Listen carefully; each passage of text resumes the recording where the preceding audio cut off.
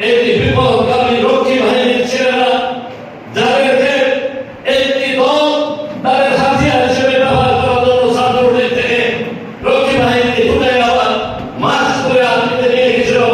সেই বিপদগামী তাদের নিবেদিত ওই ভারতের নেতৃত্ব ছেলেরা ওই সেই কারণ ধরে ঐতিহাসিক প্রদর্শন থেকে তারা রওনা হয়ে সার্কিট হাউসে যে দেশটার পক্ষে ভালো পৃথিবীর বাংলাদেশের মানুষকে ভালোবাসতে বলে অরক্ষিত ভাবে সার্কিট হাউসে ঘুমাইছিলেন, তাদেরকে শহীদ করেছিলেন।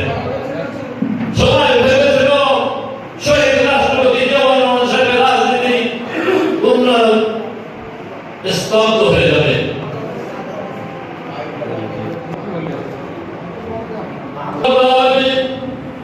তাদের কথা বারবার আমাদের প্রিয় নেতা জনাব তারেক রহমান সাহেব তিনি সম্মুখে বাংলাদেশের পদার্পণ করার পরে যে বক্তব্য প্রশ্নের মধ্যে দিয়েছেন অন্তত 20-25 বার আল্লাহ রাব্বুল আলামিনের কথা বলেছেন, হুজুর পাক সাল্লাল্লাহু আলাইহি ওয়াসাল্লামের কথা বলেছেন।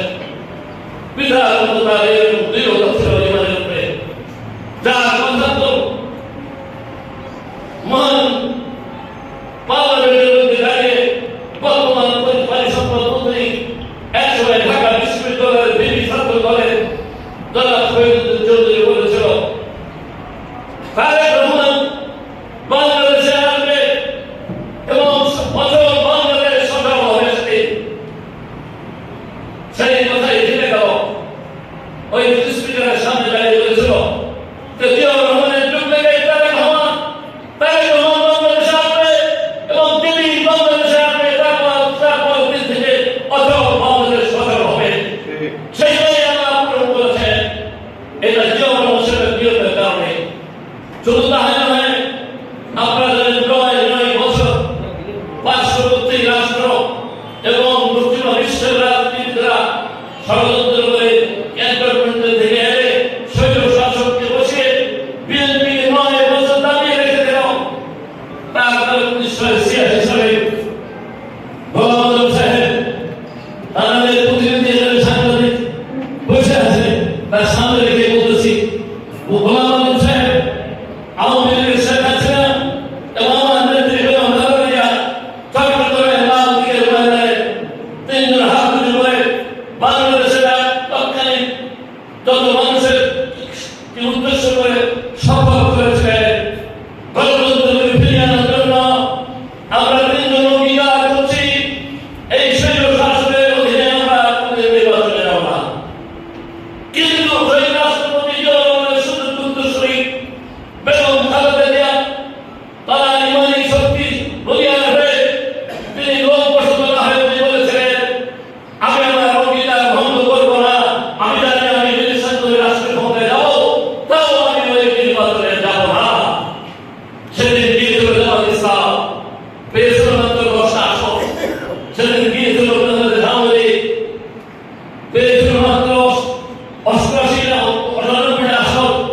আর সাহেব রাষ্ট্রের ক্ষমতায় বসে আবার জগদ্দল পাথরের মতো শরীর শাসন ছেড়ে বসেছিল। তারপরে হবে আমাদের নেত্রী বেগম খালেদা জিয়া ছাত্রদল যুবদল নিয়ে তিনি আবার ময়দানে নেমেছিলেন, টিয়ার গ্যাস ছেড়ে পড়ে গিয়েছেন, অসংখ্যবার মার খেয়েছেন, অসংখ্যবার লাঞ্ছিত হয়েছেন, অসংখ্যবার দুর্নীতি ভোট দিয়ে বাড়ি থেকেছেন এবং তারপরও তিনি আন্দোলন মার ছাড়েন নাই। তিনি ভেবেছিলেন এবং বলেছিলেন একদিন আমার বিএনপির সমস্ত নেতারা বেঞ্জামিন বিশ্বাসঘাতকতা করে ইসরায়েলের জাতীয় পার্টিতে চলে গিয়েছেন পদের জন্য, মন্ত্রিত্বের জন্য। তারপরও আমি ভয় পেয়ে না, আমার ছাত্রদল যুবদল আছে, তাদেরকে নিয়ে ইনশাআল্লাহ আন্দোলন করে শরীর শাসককে আমি উদ্ধার করবো এবং নির্বাচনে আবার শহীদ রাষ্ট্রপতি জিয়াউর রহমানের নিয়ম অনুযায়ী বাংলাদেশের রাষ্ট্র ক্ষমতায় এসে আবার সুন্দর সকলা স্বচ্ছ সবলা বাংলাদেশ আমি গড়ে তুলবো। 1991 সাল যে রিশাদ নির্বাচন করেছিল, নির্দলীয় নিরপেক্ষ গণতান্ত্রিক সরকারের অধীনে তাসনিস ভারত বসে সেই নির্বাচনে এই আসনে বিএনপি চতুর্থ হয়েছিল। এইখানে 3.5 ভোট পেয়েছিল মাত্র 35। এই আশাটি মানুষ একটা সমস্যা, তারা হাসি থেকে বাবা সংস্থা দেশ থেকে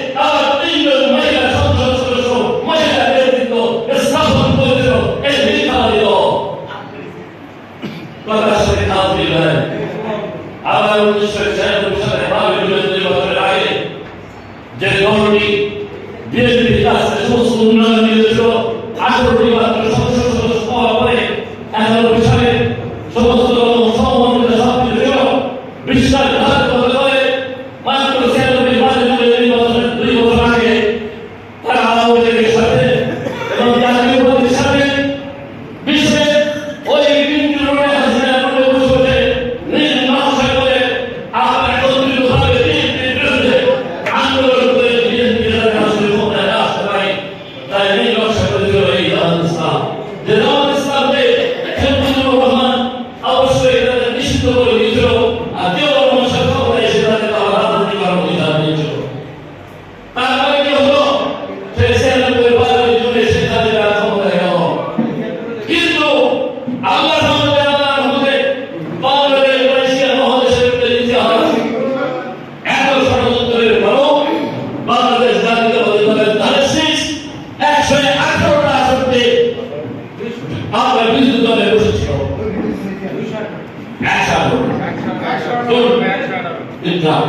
118টা আসন করে বিরোধী দলে বসেছিল, বিশাল বিরোধী দল। আর ষড়যন্ত্রকারী জামাত ইসলামের 190 সালের 18টা আসন বিশ্বাসঘাতকতা করার কারণে, মিথ্যা বেসাদি করার কারণে মুখ ফিরিয়ে নিয়ে মানুষ মাত্র 3টা আসন নিয়েছে। ডিমোশন হয়েছিল, সাক্ষীরা দিয়েছিল আমাদের একটা আসন, ডিমোশন হয়েছিল।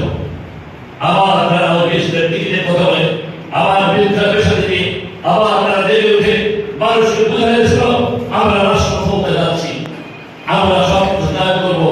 আমরা সবাই তিনি প্রত্যেক পার্লামেন্টে মহিলাদেরকে বলেছেন যে জান্নাতের জায়গায় তোমাদের এই করা লাগবে, অদৃষ্টের বিমত পরিহাস। আবার সেই 54 বছর যে আশা শুনি পবিত্র সময় বিএনপি সংসদ সদস্য নির্বাচিত হতে পারে বলে আজকে আশা শুনি রাস্তায় ভাববে, মিনিস্টারি ভাববে, স্কুল কলেজের সমস্ত বসা, সমস্ত ধর্মীয় প্রতিষ্ঠানগুলো রক্ত বসা, সমস্ত শাসনগুলো রক্ত বসা, মানুষ সবাই অভিহিত।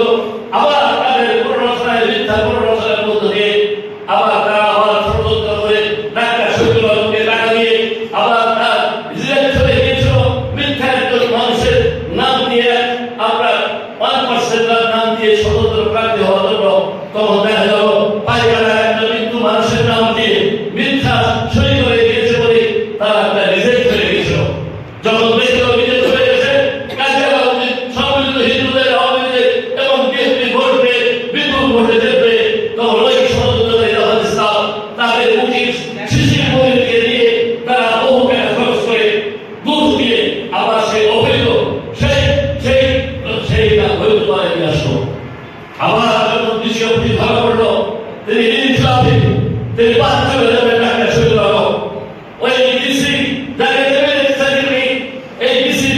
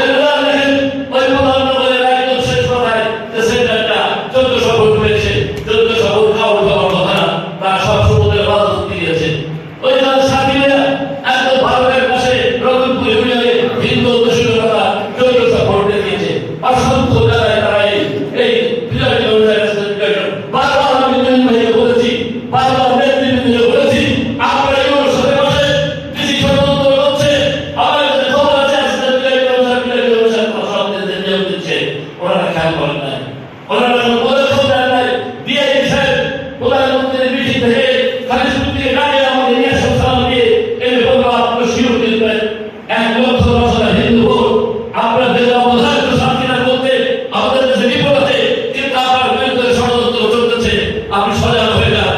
আমি এসে দেখলাম ষড়যন্ত্র শেষ পর্যন্ত থেকে গেল। ওই ডিসি আবার সেই